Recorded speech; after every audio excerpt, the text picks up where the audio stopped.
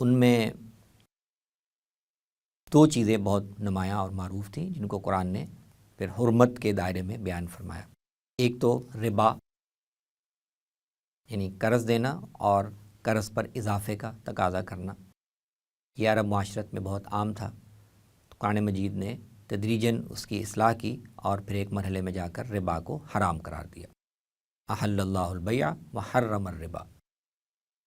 تو ربا کو یہ باطل طریقے سے مال کھانے کی ایک نمایاں شکل تھی جس کی قرآن نے اصلاح کی، اور یہ فرمایا کہ اس کے بعد مسلمانوں کو یہ حق تو ہے کہ جو انہوں نے اپنی اصل رقم دی ہوئی ہے وہ واپس لے لیں، لیکن اس پر جو ان کا سود واجب الادا تھا، چاہے وہ اس سے پہلے واجب الادا تھا، وہ تقاضا نہ کریں۔